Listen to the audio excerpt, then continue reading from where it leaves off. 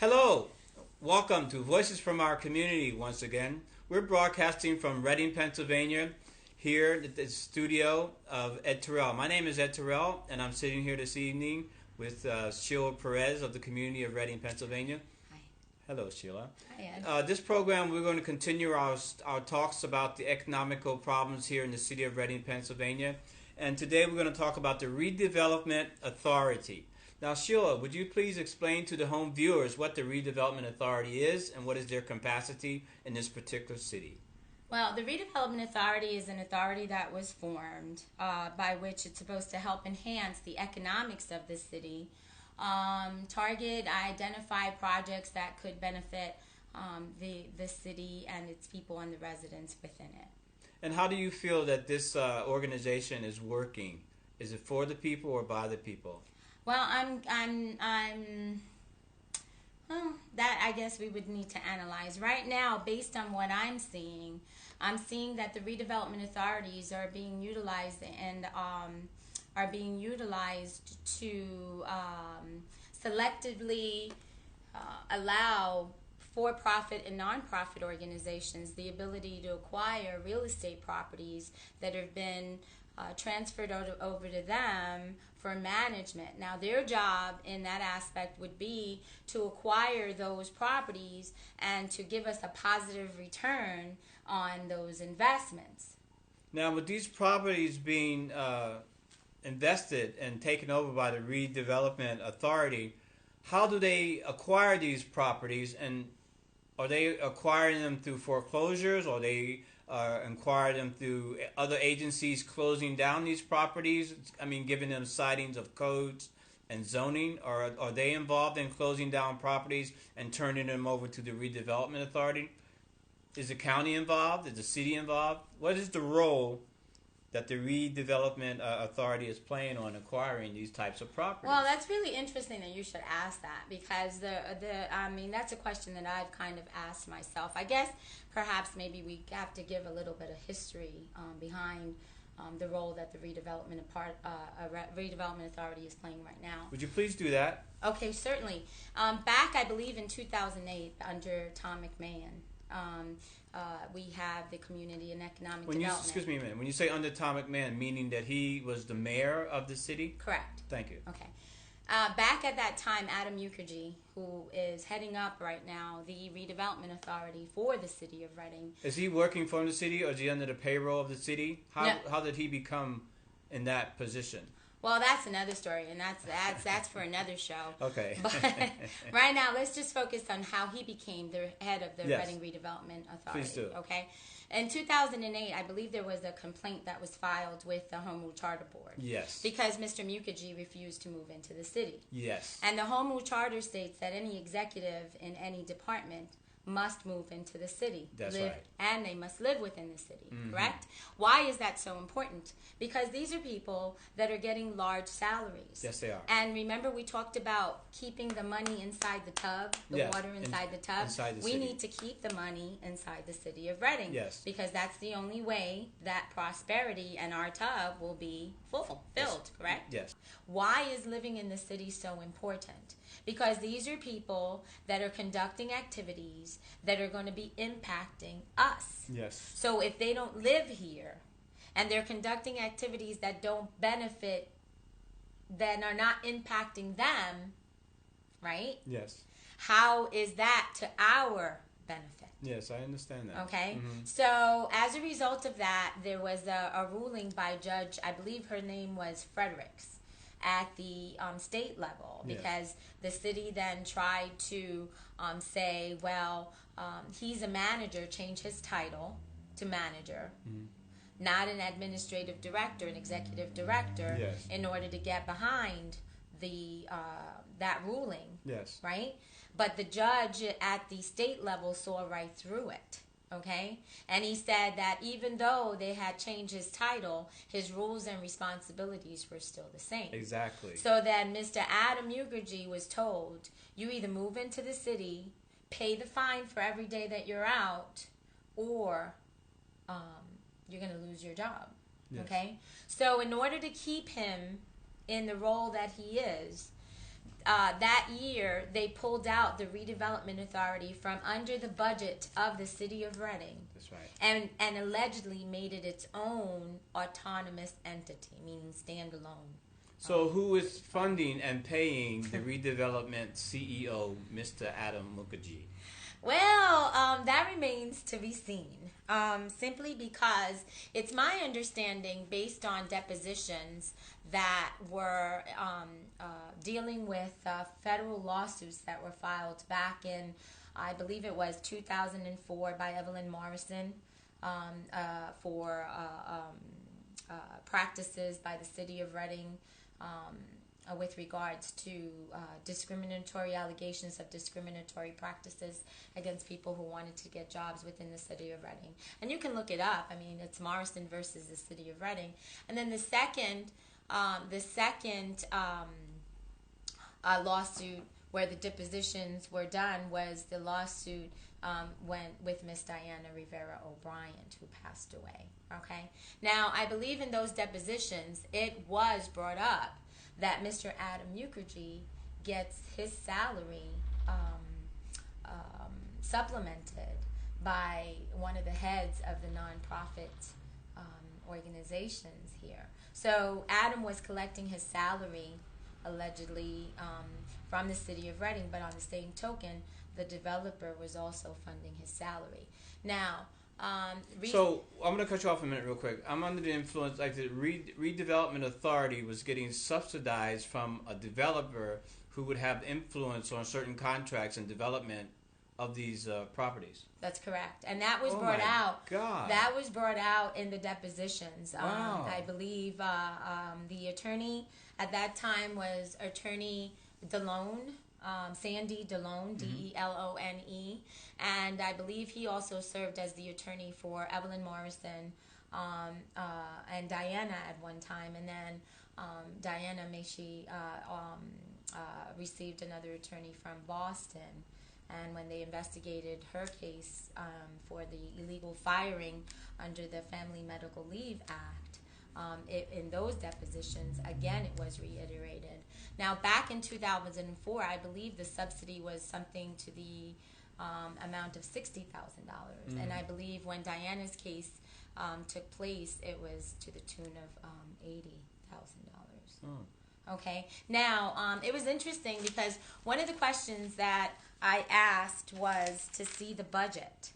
Yes. Okay. What is the budget of the Redevelopment Authority, and what do they implicate under this budget? Well, I think first, before we talk about the budget of the Redevelopment Authority, I think we first need to explain exactly what a budget is and what it does for people that don't know it, because we're here to educate people, so I want to make sure that people understand. Why is the budget so important? Because the budget is what determines how much it's going to cost to run that program, or the operations of it, the overhead. Operating costs. Correct. Now, if you don't have a budget, how can you run your organization, right? You asking me? I don't have a budget, and my organization is running quite well. But what I'm saying to you, but you're not an authority handling I'm real not estate. an authority. I'm on the shoestring. I spend money and I do not register where it comes from. But if you have an organization, it is proper ethics to actually have an agenda and record your treasurer's report at your meetings and your doings. So it's very difficult to run an organization if you don't have a budget. Correct. If you don't have any statements that proclaims that you do have buying and selling and expenses going on. Exactly. So when I asked Adam Mukherjee, because I thought it was quite interesting that prior to 2008, the Redevelopment Authority wasn't being taxed on their properties. And then after 2008, I started noticing that the taxes were being generated. So I started doing some research, and as I did some research, I started noticing, and I said, but wait a minute, that's around the time frame when they were taking out from underneath the budget of the city of Reading, right, and put onto their own autonomy. So that prompted me to go request for a copy of the budget. When I saw Adam and I asked him for a copy of the budget, he said that they didn't have one. that they didn't operate. So that prompted me to ask the question, well, how do you, I correct me if I'm wrong, you're no longer under the city of Reading. He said yes. So how is it that the costs for your department or your authority are being sustained? Mm-hmm. And he said, oh, that's done with the properties that we sell from the Redevelopment Authority. Mm-hmm. I was like, oh, okay. So then can I please have a list of those properties that you're selling, the dollar amounts that have come in through those revenues, and also a copy of all the invoices and everything going in and out for the Redevelopment Authority. Mm-hmm. We were informed. I also asked and requested to see what the salary amount was. And I was doing this for a project. I stumbled upon this as I was doing a project for school. Yes. So I did a right to know request to request copies of the budgets. And do you know that to this day, I have yet to receive that information? I totally understand that, because I put in a right to, not a right to know, but I've requested the downtown development authorities here for their agenda. And I wanted to know the 6-month history of their past agendas, and yet till this day they have never contacted me for this agenda. It's another organization within the city of Reading, Pennsylvania, that's totally operating on a shoestring or a whim of authority and organization ethics. And that alone deserves a show in itself. Okay. Yes, it does. But I want to stay focused on the Redevelopment Authority. And I want to stay focused on several things. There's a lot of activity that goes on in the Redevelopment Authority. And what we're seeing is these, like the downtown improvement districts or these business zones, the business improvement zones, they were, in our opinion, all designed at the state level to be utilized as an avenue by which cities can now, it facilitates the process of taking over properties in targeted areas under the pretext of community and economic development. And what these state laws, and in my opinion, serve to do is were designed to do is to circumvent the protections for property rights under the United States Constitution through Amendment Number 5 under eminent domain. Yes. Okay? Now, eminent domain offers a lot of protections to property owners. Like, cities can't just go in and take over properties for private projects. You're absolutely right, but in Reading, Pennsylvania, this does not exist because they have a history of doing exactly what you said, taking over properties through the process of eminent domain. They've done that on North 3rd Street at 3rd and Walnut. They leveled a bunch of buildings. The process usually takes 2 or 3 years, but they did it really quickly there. It's the parking lot of one of the parking lots of the Goggle Works. And you're absolutely right. But when you're talking about okay, and that's an area, that's what they call Entertainment Square. Yes. Okay. Now, if I'm not mistaken, Mr. Melendez's property at 301 Walnut Street is there. Yes. Correct? And that's downtown, heart of downtown, in the heart of the city. It's a block over. A block over from the post office in city, and a block from the Lincoln. Yeah. Would you consider that area to be a commercial area? It's a commercial area, but they have told him that it was not. What? It wasn't a commercial area. Now, do you find that odd? Well, considering they have taken it and they want to put something commercial there themselves. Well, and it's funny that you should come across that project, because Mr. Melendez informed me of a lot of things. But what I found interesting, and I think that Mr. Melendez needs to tell his story, but what I found most interesting about his story and the connection between the Redevelopment Authority and his story was the following. Back in when the 2020 Downtown Improvement District Plan, I saw that, which was of the farmers market, that was put together by Lee Olson. Yes, he's the executive director of the Blighted Property Review Committee. Yes, he is. Now, that committee has been the committee that has been put in place to be able to designate properties as blighted right? Yeah, so he can develop them. So that the redevelopment authority can develop them. Oh, along with his architectural input. Analysis. Along with his architectural analysis. Exactly. Yeah. Now, the interesting part was when conflict of interest or something like that. Well, Mr. Melendez, like I said, I would want Mr. Melendez to tell you his story. But what I found interesting was when I started reading the minutes of the Redevelopment Authority. Okay, and as I was reading the minutes, I didn't realize what I was getting ready to uncover. And by the way, the public, all the minutes from the authorities, whether it's the DID, Downtown Improvement District Authority, the Reading Redevelopment Authority, the Water Authority, all those minutes must be made available to the public. In the language of the dominating populace. Not only in English, but also in the language, correct. Of the dominating. In the city of Reading, the dominating populace would be Hispanic or Latino community, yes. And correct? That hasn't been done. Never has it been done. It hasn't been done. You're exactly right. Yeah. It hasn't been done. So the public is misinformed. Right. The public is misinformed and on purpose. Now, it took us a while because not only did the Redevelopment Authority not want to hand over the information that we requested for the school project that I was talking about, right? Mm-hmm. But when I asked to see copies of the minutes, they weren't posted on the website, okay? So as I'm reading, I finally was able to get copies of the minutes. Back in May of 2013, this is what blew me away. What was that? In those minutes, Adam Mukherjee talks about a property in the downtown area that they are eager to purchase, right? Oh, really? Yeah. What economic value does this property They were have? very eager to purchase, and he even talked about the negotiations that they were having with the banks, okay, to be able to purchase the note, and that bank was Sovereign Bank. Oh, yes. To be able to purchase the note on that property, okay, because it was a key property right next to the Goggle Works in the downtown area that they had their site on. Yes. Correct? Yes. Okay.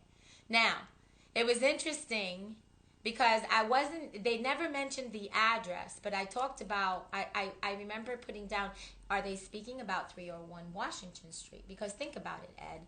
You have an authority, all right, who is trying to purchase a mortgage only for the reasons of calling the note in order to take over the property. Would you consider that bullying? It is a bullying tactics in the concept of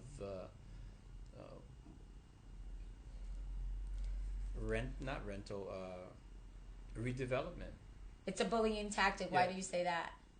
Because the property is already in the hands of someone, and they're proclaiming that they have better use for the property than the owner that owns it, or in the process of owning it. There's already somebody who owns that has the note, the note on that property, and they're living there, they're working there, and they're trying to develop this property. And then the Redevelopment Authority comes along with an idea that they want to take it away from that particular person and force them out of it without talking to that person directly, going behind their back to the bank and checking the mortgage status on that property. Is totally a bullying tactic. But it gets better. Because what I forgot to tell you, oh my gosh, it gets better. Because what I forgot to mention to you and the public is that, remember that 2020 downtown district plan that Mr. Lee Olson was speaking to? That he designed, yes. It was a farmer's market in the middle of 5th and Penn. Right. Going to 6th and Penn. Exactly. So I'm researching this and I'm studying, because I do a lot of research and I do a lot of reading. And as I'm going through analyzing this book and digesting it and everything that's being presented, I come across page 40, and guess what I saw? Was it deleted? No? What did you see? A picture of Robert Melendez's property at 301 Washington Street. I can imagine. It probably was assimilated into some other type of property that they felt deemable to take over from Robert. What did the design implicate? Okay, the picture of the property, it had a picture of the property, and underneath that caption it said blighted property. Now, there's a problem with that, Ed. What is that? Because while Mr. Melendez's family was living in that property, while they had that property, was that property ever in a blighted condition or an abandoned property? No, there was never a zoning or a code sticker on that property. Everything was in. There was running water. There was no broken windows. There was a very clean atmosphere there. Okay, and also, and it was well kept. I believe there was outside gardens. Yes. And things of that nature. Okay, so in essence, by you putting blighted property under a property that's not blighted, based on my prior research and studies, that creates a title issue. Okay? Because you are telling the investment community that this property at 301 Washington Street is blighted under false pretenses because that property was not blighted at the time that this 2020 plan was written. That's right. was printed and published. A lot of that has been going on in Philadelphia. I have a friend in Philadelphia. He has a factory such as that. This is art studio and gallery, and they came along and they wanted to blight his property, and a company wanted to make it into a supermarket or something like that. But he fought for about they took his deed. They took his deed from him, and he fought them for about 2 or 3 years, and he got signatures, he got support on social media, and now he has that property. They backed off. Yeah, because think about it, Ed. Is it easier to bully someone out of a property if they have money? No. If they have the resources and acumen to be able to fight back? No, you can't bully If them. they have the support? No, you can't. But okay. if they are a lone soldier out here, they can take it in 24 hours. And that's when the bullying tactics take over, correct? Yeah. To deceive you and push you out. Push you out of the city under gentrification, correct? Yes. Okay. The interesting part... Whoa. Explain to us what this gentrification means, since I've heard that word. My ears always pop out. Well, gentrification is the process by the rich and Aristotle of society. Aristotle, yes. Under the pretext of nonprofit and for-profit development. Mm-hmm. Okay. Push people out, creating a massive displacement of families. Mm-hmm. And it's and when I say massive displacement of families, I meant massive displacement of poor families. Yes. Okay? All right? And these families that these cities are pushing out were the families that were supposed to be the beneficiaries of all those monies that are coming in to fix up their city for their benefit. Yes. Okay. Okay. Yes. So what we've seen, and I believe we talked about it, we touched about it, was that what community and economic development, because has not been monitored to make sure that the benefits or the funds, the public funds investment into the economy of a poor city is leaving a positive return. Okay, when those funds are for those cities, because you invest money to leave a positive return, correct? Mm-hmm. Yes. Okay, so when those funds, those funds, instead of serving that community, over the years since 1940, when those funds were first established for the benefit of housing for poor communities, till the present, have only served to create a welfare for the rich program. Scenario, yes. Okay? Yes. So, I mean, we have the welfare for the poor, which is only 1% of the pie in the state of Pennsylvania. Yes. But the welfare for the rich under the federal government, under the pretext of community and economic development, is $92.7 trillion for 2016 under the Obama administration. That's $92.7 trillion worth of our hard-earned tax dollars. So we, as a nation, do our part to sustain the government and to try to improve, because we allow the government to manage those funds that we have to turn over to the tune of 30% every week. Yes. To be able to sustain those programs. So we are doing our job. Is the government doing theirs? Well, in our particular city, the Reading, Pennsylvania, I don't really feel that they are, because the city is in a very downtrodden situation based on this. The economical development department is not being managed properly, and they're not really looking into the overall picture and well-being of the citizens of the city of Reading. So by that statement, I do agree with you that it's not happening correctly here. Okay, now, not to change, but to go back to Mr. Melendez and the 2020 improvement plan. Now, I did mention that on page 40 of that plan, again, that was published by Lee Olson under Olson Architects, Mr. Melendez's property is shown as a blighted property. Then now, on page 45 of that same document, that 2020 Downtown Improvement District, you again see Melendez's property, okay? But this time, they show it as, Kinko's, community theater. They have silhouettes on the artist on the second floor and the third floor. That's when I knew, and I told Mr. Melendez before, I would say they took over his property in 2014.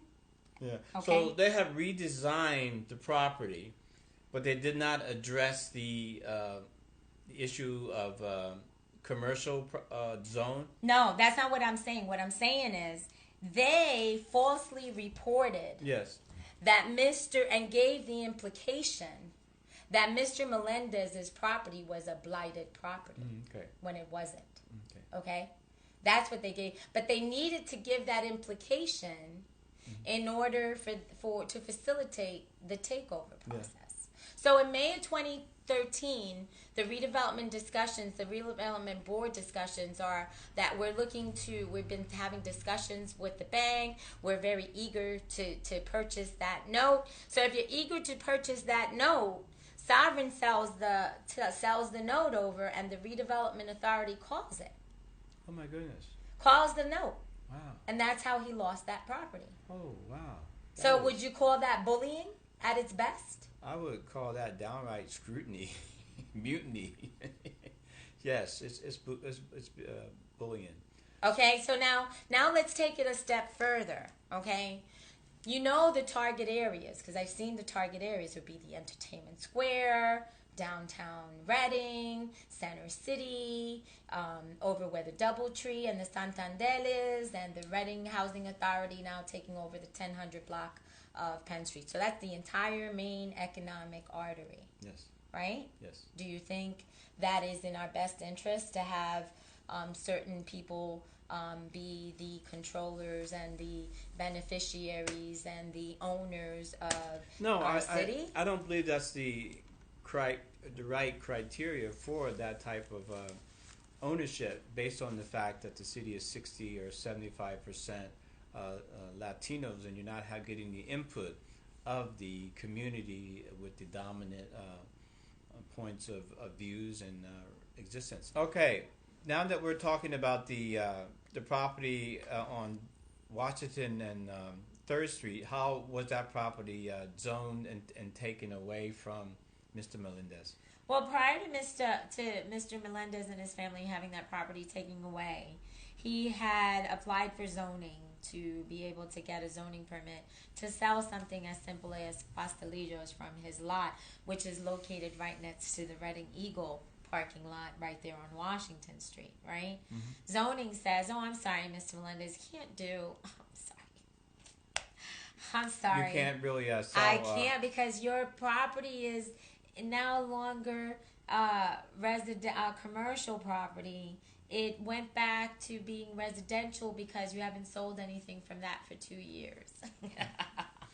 But never mind the fact that it's across the street from the Goggle Works, It's from the IMAX Theater down a block from the Lincoln, from the post office, where all commercial activity. I believe one of your murals is on that property as well. Am I correct, Ed? Yeah.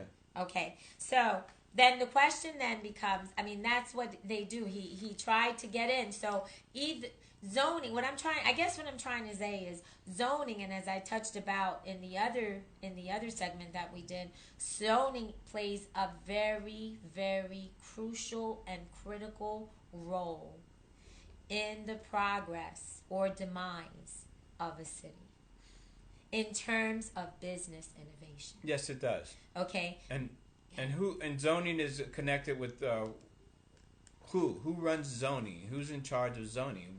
The city itself? Well, or zoning, the county? No, our zoning board is under the city of Reading. Okay? And remember, we talked about, like, we only know right now of 288 positions that are available. That's not the complete list. That's the list of what we have thus far. Okay? And one of the things that we did mention, of the 288 members, perhaps less than 10 of them, I believe maybe less than 5, are people of color.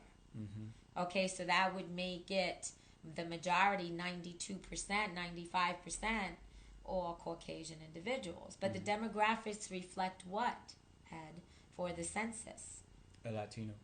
Latino and African American communities dominate over the Caucasians, correct? Yes. Okay, so right there off the back in our city, would the representation of the boards, authorities, and commissions be representative of the demographics that are affected? No, it's not like that here. And it's would the Caucasians that are running this community. So therefore, the voice of those that are affected has been pretty much muffled. Would you agree? Yes. Okay, in every aspect. And it's because of lack of informing and information that's been assimilated out into the community. The community is unaware of, I would say, 100% of everything that you have spoken about tonight. The average citizen is not aware of this behind-the-scene scams and schemes and deals and property repossession and manipulation of their community. And here's the kicker, though. If we're looking to revitalize the downtown, why is it that investors like Mr. Melendez, Robert Melendez at 301 Washington Street, and Mr. Ralph Nieves, the tattoo artist from Fallen Angels, which was now Rising Angels, who tried to open up his business right there on 5th Street, I believe at 124 it might be, North 5th Street, how zoning stopped him after he made a $15,000 investment and never cooperated. You know, that's another thing, you know. Instead of looking for ways to allow businesses to prosper, especially people who are putting their own hard work, sweat, and equity, they're inhibiting the progress. So my question is, if we are revitalizing the city, if we have spent all this money, if zoning isn't approving and helping people like Mr. Nieves or Mr. Naples, isn't there a gentleman by the name of Naples who was next to what used to be Gentleman Quarters, who's trying to open up his shop as well? Yeah. Why wouldn't you give them young entrepreneurs, people of color, the opportunity to be able to thrive? Well, that question, I know from being an insider and knowing what's going on in the city, is because there's big investors that are controlling the city that wants first dibs on everything. So they have a I've seen it. It's called the master plan on redevelopment of the city of Reading. It's called the master plan. So then. I always say to them, well, who's the master? But the next question is, if what you're telling me is that the revitalization that's taking place is not for the people, but for the investors, right? Yeah. And the alleged nonprofit and for-profit developers. Yeah. So then when we say this year, 2017, allocations for community and economic development under revitalization, federal government and state government, you need to hold back our monies this year because the applications for those monies by the grantors at the county and the city level state that the first criteria is to primarily benefit to the tune of 70% the lower moderate income businesses and residents, right?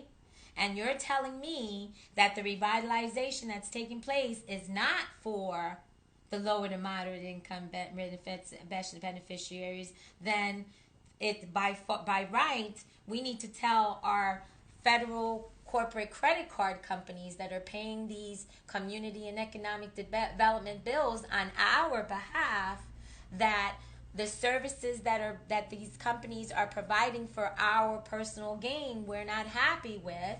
We've tried to be able to work things out to see how we can make it a win-win, and they refuse and they cut us at every level. We're not happy with the product. So like we would tell our credit card companies, we don't want you to pay this company for the services that were provided. It would be apropos for us to say these are the reasons why we don't want the monies to come in right now, because we want to make sure that they benefit us. Correct? Yes. Okay. And that being said, Sheila, we're going to have to come to a close. Is there any other thing that you would like to say briefly about what we're discussing here?